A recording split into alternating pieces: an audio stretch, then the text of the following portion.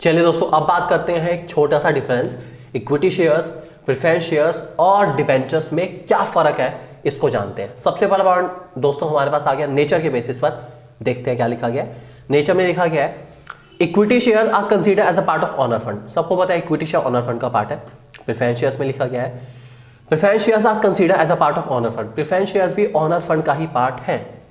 Debentures में लिखा है debentures are a part of borrowed fund. Debenture borrowed fund आपको पता है मांगे गए हैं और ये हमें वापस चुकाने हैं, हर हाल में चुकाने पड़ेंगे।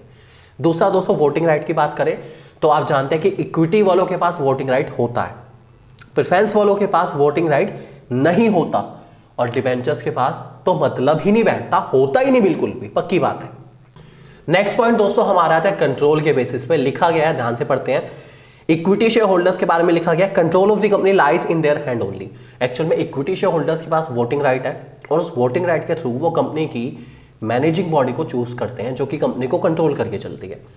प्रेफरेंस वालों के पास कोई वोटिंग राइट है ही नहीं, इसलिए वो कंपनी के कंट्रोल के अंदर पार्टिसिपेट कर ही नहीं सकते, उनके हाथ में कंपनी का कंट्रोल नहीं है। और डिबेंचर्स वाले तो मतलब ही नहीं बैठता, वो तो हमारे सिर्फ क्रेडिटर्स हैं। क्रेडिटर्स हमारे इंटरनल मैटर्स में दखल दे ही नहीं सकते। अगला पॉइंट दोस्तों हम लोग बात करेंगे डिविडेंड के बारे में। इक्विटी शेयर होल्डर्स को डिविडेंड दिया जाता है जब प्रेफरेंस वालों को मिल जाता है, उसके बाद मिलता है। प्रेफरेंस वालों को डिविडेंड मिलता है जब कंपनी पेमेंट इंटरेस्ट की और डिबेंचर्स की पेमेंट कर देती है, उनके ऊपर लगने वाले इंटरेस्ट को दे देती है, उसके बाद प्रेफरेंस वालों को कुछ दिया जाता है। सबसे पहले लेकिन पैसा मिलता है किसको? डिबेंचर्स वालों को। तो सबसे पहले जो इंटरेस्ट पेड होगा दोस्तों वो डिबेंचर्स वालों को मिलेगा। डिबेंचर्स वालों को डिविडेंड नहीं मिलता, मिलता है क्या? इंटरेस्ट। ध्यान रख के चलेंगे। रिस्क की बात करूं, सबसे ज्यादा रिस्क दोस्तों इक्विटी शेयर होल्डर्स लेके चलते हैं। क्यों? अगर कंपनी डूब जाती है तो ये इक्विटी वाले ही हैं जिनके हिस्से में कोई पैसा वापस आने वाला नहीं है, या पैसा वापस आने के चांसेस सबसे कम है क्योंकि ये कंपनी के ऑनर्स हैं। प्रेफरेंस वाले कंपैरेटिवली थोड़ा सा लेस रिस्क लेके चलते हैं। अगर कंपनी के पास कुछ बचता है तो पहले वो प्रेफरेंस वालों को दे दिया जाएगा, फिर इक्विटी का नंबर आएगा। इसीलिए प्रेफरेंस वाले में रिस्क थोड़ा सा कम है कंपैरेटिवली।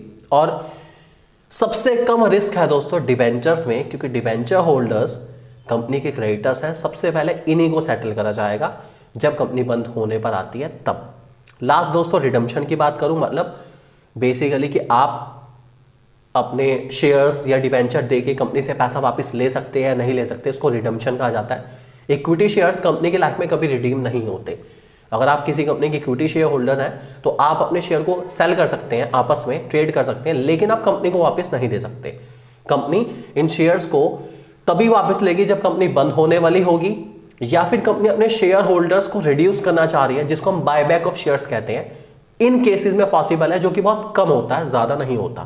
प्रेफरेंस शेयर्स की बात करी जाए तो प्रेफरेंस शेयर्स एक पर्टिकुलर टाइम पीरियड के बाद एक्सपायर हो जाते हैं और उनका पैसा वापस दे दिया जाता है। डिबेंचर्स की बात करी जाए तो डिबेंचर्स भी दोस्तों ऐसी हैं, एक पर्टिकुलर टाइम पीरियड के बाद डिबेंचर्स एक्सपायर हो जाएंगे, खत्म हो जाएंगे और उनका पैसा भी डिबेंचर होल्डर्स को रिटर्न कर दिया जाएगा। तो इक्विटी शेयर बहुत मुश्किल है रिडीम होने, बहुत रेयर केसेस में रिडीम होते हैं। बाकी कोई भी जितने भी हमारे पास हैं उनको रिडीम करना बहुत जरूरी है। टाइम के बाद रिडीम हो सकते हैं, चाहे वो प्रेफरेंस शेयर्स हो चाहे वो डिबेंचर्स हो, तो कोई टेंशन लेने की बात नहीं है। तो एक छोटा सा डिफरेंस है दोस्तों हमारा इक्विटी शेयर्स, प्रेफरेंस शेयर्स और डिबेंचर्स के बीच में, जो कि बहुत बहुत बहुत इंपॉर्टेंट टॉपिक है। आप इसको बहुत अच्छे से तैयार करके चलेंगे, मोस्ट इंपॉर्टेंट टॉपिक में से एक है दोस्तों। Thank you very much.